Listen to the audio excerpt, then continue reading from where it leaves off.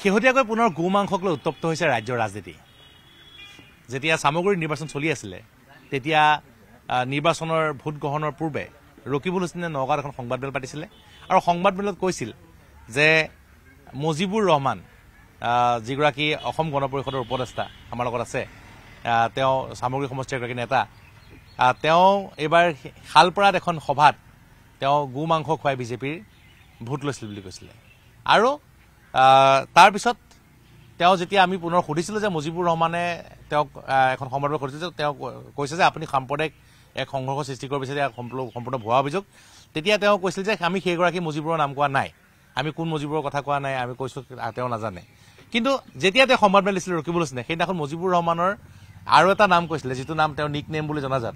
গতিকে তেওঁ পিছত কথা নিজে সলনি কৰিবলৈ বাধ্য হৈছিলে। এইবাৰ তেওঁৰ পুত্ৰ পৰাজিত হোৱাৰ পিছত চামগুৰিৰ ইছলাম ধৰ্মাৱলম্বী লোকসকলক তেওঁ অপমান কৰিছে যে গো মাংস খুৱাই তেওঁলোকৰ পৰা ভোট লৈছে। অৰ্থাৎ গো মাংস নাপালে চামগুৰি ৰাইজে ভোট নিদিয়ে। চামগুৰি ৰাইজে ২৪ বছৰ যি ৫টাকৈ নিৰ্বাচন ৰকিবুল হুছেইনক জয়ী কৰালে, তেওঁক অৰ্থাৎ গো মাংস খুৱাইহে জয় কৰাইছিলে। এই কথাবোৰে কিন্তু ৰাইজক ক্ষোভিত কৰিছে। আমাৰ লগত মুজিবুৰ ৰহমান ডাঙৰীয়া আছে। দাদা, আপোনাৰ পৰা জানিবলৈ চেষ্টা কৰিম, চামগুৰি ৰাইজক এবাৰ বিজেপিয়ে গো মাংস খুৱাইছিলে আৰু তেওঁ এনেকুৱা এটা বুজাব বিচাৰিছিলে, নিৰ্বাচনৰ আগতেও এটা তেওঁ সংবাদমেল দিছিলে যে আপুনি এখন শালপৰা এখন সভাৰ পিছত গো মাংস ভোজ খুৱাইছিল বুলি কৈছিলে। কি কয় আপুনি? চাওক, ৰকিবুল হুছেইন ডাঙৰীয়াৰ বিষয়ে এতিয়া মোৰ ক'বলৈও মানে অলপ ফটো লাগিছে। মানুহজনৰ মেণ্টেলিটি এতিয়া ঠিক নহয়। তেখেত এতিয়া মানসিক বিকাৰগ্ৰস্ত মানুহৰ নিচিনা কথা বতৰা ক'বলৈ আৰম্ভ কৰিছে। ৰূপহীত আহি তেওঁ যি এটা মন্তব্য দি লাষ্টত তেওঁ কান্দি দিয়ে। চিঙিমাৰীত গৈ এটা বেলেগ ধৰণে মন্তব্য দিয়ে আৰু মানুহৰ মাজত কান্দি দিছে। তাৰপিছত ইয়াৰ পৰা আকৌ তেজপুৰলৈ গ'ল, তাত গৈ আকৌ সংবাদমেলক বেলেগ ধৰণৰ মন্তব্য দিছে। এজন মানুহৰ 2 ঘণ্টাৰ মাজত তিনিটা মন্তব্য, বেলেগ বেলেগ মন্তব্যৰ পৰা আমি ধৰিব পাৰিছোঁ যে মানুহজন আচলতে তেখেতৰ বিকাৰগ্ৰস্ত হৈছে। তেখেতৰ এতিয়া মুখেৰে কি আহে আৰু তেওঁ ভাবে এটা, মুখেৰে কৈ দিয়ে আৰু এটা। কিন্তু আমি চামগুৰিবাসী হিচাপে লজ্জিত হৈছোঁ যে আমাৰ যিজন প্ৰতিনিধি আছিলে 25 বছৰ কাল, তেখেতে আমাক অসমবাসীৰ আগত লজ্জানত কৰিছে। তেওঁ চামগুৰিৰ মানুহক তেওঁ আমাক গো মাংস খোৱা মানুহৰ লগত তুলনা কৰি পেলাই আমাক আচলতে লজ্জিত কৰিছে যে চামগুৰিৰ মানুহে গো মাংস খাই পেলাই বিজেপিক ভোট দি দিছে। কিন্তু মোৰ প্ৰশ্ন হ'ল, বিগত 5টা নিৰ্বাচন তেখেতৰ আৰু তেখেতৰ পিতৃৰ 2টা নিৰ্বাচন, এই 35টা বছৰ, এই 7টা নিৰ্বাচনত চামগুৰিৰ মানুহে তেতিয়া তেওঁলোকৰ পৰা গো মাংস খাই হয়তো তেওঁলোকক ভোটত জিকাইছিলে বুলি তেওঁ ক'ব বিচাৰিছে। কিন্তু আমাৰ চামগুৰিৰ মানুহে তেখেতৰ এই কথাটো ধিক্কাৰ দিছে আৰু ৰকিবুল হুছেইনক বিভিন্ন ঠাইৰ পৰা সকিয়নি দিছে যে তেওঁ যাতে এনেধৰণৰ তৰল মন্তব্য কৰি চামগুৰি সমষ্টিত আকৌ পোলাৰাইজেশ্যনৰ চেষ্টা নকৰে। এতিয়া চামগুৰিৰ পৰা তেখেতৰ চাউল উঠি গ'ল, চাউল আৰু চামগুৰিত নিখিজে। এতিয়া মানুহখিনিক ধৰ্মীয়ভাৱে উত্তেজিত কৰিবৰ কাৰণে তেওঁ যি প্ৰয়াস কৰিছে, সেই প্ৰয়াসৰ ফলটো আকৌ তেখেতৰ ওপৰত উল্টাকে পৰিছে। সেইটো উল্টা হৈ গৈছে। এতিয়া এনেকুৱা এটা পৰিস্থিতি হৈছে যে তেখেত আমাৰ প্ৰাক্তন প্ৰতিনিধি হিচাপে হয়তো চামগুৰি সমষ্টিত অহা যোৱা কৰিব পাৰিলেহেঁতেন, কিন্তু সেইদিনাখনৰ যি মন্তব্য, সেই মন্তব্যৰ পৰা চামগুৰিবাসী ৰাইজ ক্ষোভিত হৈছে আৰু কালি বিভিন্ন ঠাইত এই বিষয়ে প্ৰতিক্ৰিয়া হৈছে আৰু ৰাইজে কৈছে যে আমি আৰু এই মানুহজনক ইয়াতে সোমাবলৈ নিদিওঁ। আৰু মোক কৈছে আপুনি যদি পাৰে, কিছুমানে মোক ফোন কৰি কৈছে, মই ৰেকৰ্ডিং কৰি ৰাখিছোঁ, যে আপুনি যদি পাৰে, আপুনি প্ৰাক্তন তেখেতৰ বন্ধু হিচাপে তেখেতক কি কয়, এইটো তেখেতৰ যিটো মেণ্টেলৰ অৱস্থা যিটো বেয়া হৈছে, তেখেত যিটো বিকাৰগ্ৰস্ত হৈছে, তেখেতক এটা হায়াৰ ট্ৰিটমেণ্টৰ প্ৰয়োজন আছে, তেখেতক ট্ৰিটমেণ্ট কৰা। কিন্তু এই কথাৰ ফাকতে আমাক তেওঁ চামগুৰিৰ মানুহক, অসমৰ মুছলমান মানুহক তেওঁক মিয়া বুলি কেইবাবাৰো তাচ্ছিল্য কৰিছে। আচলতে আমাক মিয়াৰ ঠেলা পোৱা নাইতো, এনেকে কৈছে। আমি যে মিয়া হৈ গ'লো আজি, ইমান দিনতো তেওঁ মিয়া, আমাৰ সমাজত আহি তেওঁ মিয়া বুলি কৈছিলে, তেওঁ নিজেও মিয়া বুলি কৈছিলে আৰু যেতিয়া আমাৰ কোনো স্পোক্স পাৰ্চনে মুখ্যমন্ত্ৰী মেয়াৰ পাল্লাত পৰিছে বুলি কৈছে। এতিয়া আমি যে নিৰ্বাচনৰ সময়ত আপুনিও গম পাইছে, আমি যে কৈছিলো ৰকিবুল হুছেইনক আচলতে মিয়া নহয়, তেওঁ মিয়াও নহয়। আমাৰ ইয়াত আহিলে তেওঁ কয় মিয়া, আমাৰ ডিব্ৰুগড় যোৰহাটত গ'লে তেওঁ কয় যে তেওঁ খিলঞ্জীয়া মুছলমান গৰিয়া বুলি কয়। আচলতে আমি কৈছিলো যে তেখেত মিয়াও নহয়, তেখেত গৰিয়াও নহয়। গৰিয়া আৰু মিয়াৰ সংস্পৰ্শত যিটো প্ৰাণীৰ জন্ম হয়, যেনেকৈ মাছ যেনেকৈ ক্ৰছ কৰি জন্ম দিয়ে, তেনেকৈ ঠিক ৰকিবুল হুছেইন হৈছে এটা ক্ৰছ প্ৰজাতিৰ মানুহ। গতিকে তেওঁ আমাক মিয়া বুলি এতিয়া তুচ্ছ তাচ্ছিল্য কৰিছে, কিন্তু বাপেক পুতেকে ৩৫ বছৰ কাল এই মিয়াসকলক লগত লৈ পেলাই ৰাজত্ব কৰি আজি তেওঁ ৰজা হৈছে। কিন্তু আমি এই কথা ধিক্কাৰ দিছো। আৰু ৰকিবুল হুছেইন ডাঙৰীয়া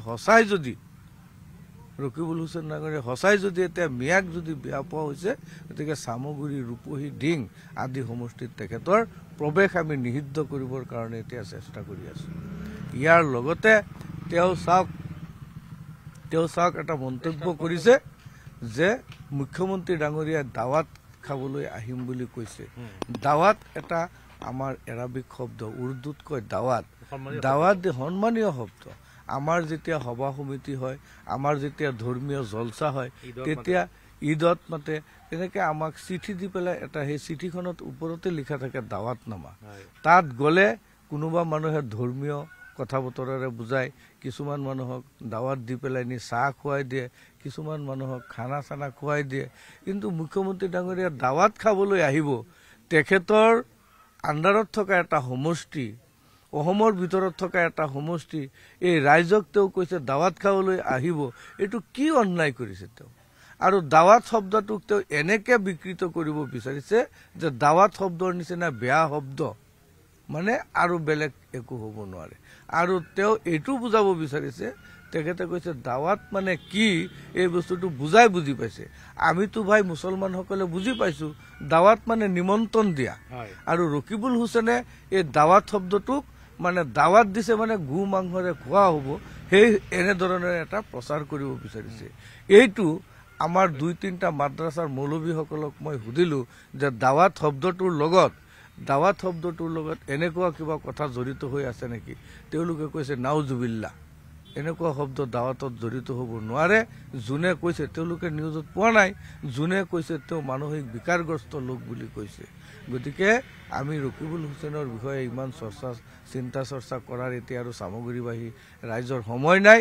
তেখেত এটা মানসিক বিকাৰগ্ৰস্ত প্ৰাণীলৈ পৰিৱৰ্তিত হৈছে। গতিকে মই তেখেতক অনুৰোধ জনাম, নিজে যদি পাৰে এই মানসিক বেমাৰৰ ট্ৰিটমেণ্ট কৰক, নহ'লে যদি তেখেতৰ সেইটোৰ অভাৱ হয়, তেখেতৰ লগততো মানুহ নাই, তেখেতক যে চিকিৎসালয়ত লৈ যাব, তেনেকুৱা মানুহ কিন্তু ৰকিবুল হুছেইনৰ লগত নাই। যদি তেনেকুৱা মানুহ নোলায়, তেতিয়া আমি চামগুৰিবাসী হিচাপে, আমাৰ প্ৰাক্তন প্ৰতিনিধি হিচাপে আমি তেখেতৰ ট্ৰিটমেণ্টৰ ব্যৱস্থা কৰি দিম। মুজিবুৰ দা, এটা আপোনাৰ পৰা কথা জানিবলৈ চেষ্টা কৰিম। চামগুৰিত তেওঁ হাৰিলে, ইয়াত ইছলাম ধৰ্মী লোকক তেওঁ ক'লে যে গোমাংস লৈ পেলাই ভোট দিছে বা অপমান কৰিলে, সেয়া পিছৰ কথা। তেওঁ ধুবুৰী সাংসদী আছে, ধুবুৰীতো একে ইছলাম ধৰ্মাৱলম্বী লোক আছে। এই যে কথা বতৰাসমূহ কৈছে যে মুছলমানক গোমাংস খুৱাই চামগুৰিত ভোট ল'লে, এই কথা বতৰাসমূহে ধুবুৰী ৰাইজক যেন অতিষ্ঠ মিয়া যিটো শব্দ তেওঁ সিদিনাখন কৈছে, এইটো আপুনি চাই থাকক ধুবুৰীত কি প্ৰতিক্ৰিয়া হয়। ধুবুৰীৰ পৰা বিভিন্ন বন্ধু বান্ধৱে মোৰ ফোন কৰিছে যে আমাক মিয়া বুলি কৈছে। মিয়া বুলি অকলতো চামগুৰি নহয়, গোটেই অসমৰ মুছলমানসকলকে তেওঁ মিয়া বুলি তাচ্ছিল্য কৰিছে। গতিকে ধুবুৰীতো তেখেতৰ প্ৰৱেশ নিষিদ্ধ হৈ আছে, আপুনি চাই থাকক। আৰু এটা ভাল কথা তেখেতৰ কাৰণে, তেখেত যেতিয়া ধুবুৰীত যায়, যেতিয়া নগৰৰ পৰা ওলায়, তেতিয়া তেখেতৰ কিছুমান সাংগু পাংগু আছে যে, সেইবিলাকক ফোন কৰি কয় যে মই অমুক ষ্টেচনত নামিম, তহঁতে গামোচা চামোচা লৈ তহঁত তাত খাৰা হৈ থাক। তাতে ১০০-১৫০ মানুহ মানে তাত নি পেলাই মানে জমা কৰি ৰাখে, নামাৰ লগে লগে গামোচা দিয়ে। আচলতে কিছুমান মানুহে পঞ্চায়তৰ প্ৰতিনিধি হ'বৰ কাৰণে, সভাপতি, আঞ্চলিক পঞ্চায়তৰ মেম্বাৰ, জিলা পৰিষদৰ মেম্বাৰ হ'বৰ কাৰণে টিকেটটোৰ কাৰণে তাৰ ওচৰত গৈ ভিৰ কৰি থাকে। আচলতে তেখেতক মানুহে ভাল নাপায়।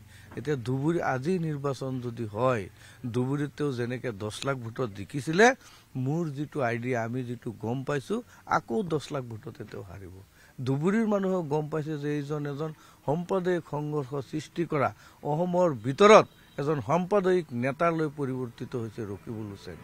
পুত্ৰৰ পৰাজিত হোৱাৰ পিছত ৰকিবুল হুছেইনৰ মানসিক অৱস্থা ঠিক নহয়, আপোনালোকে চাওক। গতিকে সেই মানুহজনক আমি ইমান বেছি জোকাই থাকিলেও আমাৰ কাৰণেও বেয়া হ'ব, পাপ হ'ব।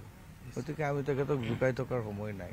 নিশ্চয় এয়া আছিলে মুজিবুৰ ৰহমান ডাঙৰীয়া। তেওঁ প্ৰতিক্ৰিয়া প্ৰকাশ কৰি কৈছে যে ৰকিবুল হুছেইনে মানসিক ভাৰসাম্য হেৰাইছে। আৰু একেই কথা বিজেপিৰো কেইবাগৰাকী নেতাই কৈছে, বিজেপিৰ সভাপতিয়ে কৈছে, ডক্টৰ নুমল মমিনে কৈছে, পবিত্ৰ মাৰ্ঘেৰিটাই কৈছে কেন্দ্ৰীয় মন্ত্ৰী, যে মানসিক ভাৰসাম্য হেৰাইছে। আৰু লগতে কিন্তু এটা তাৎপৰ্যপূৰ্ণ মন্তব্য কৰিছে, তেওঁ এতিয়াও যিহেতু তেওঁ এটা সংখ্যালঘু প্ৰধান সমষ্টিক তেওঁ প্ৰতিনিধিত্ব কৰি আছে, ধুবুৰী সাংসদ হিচাপে তেওঁ আছে।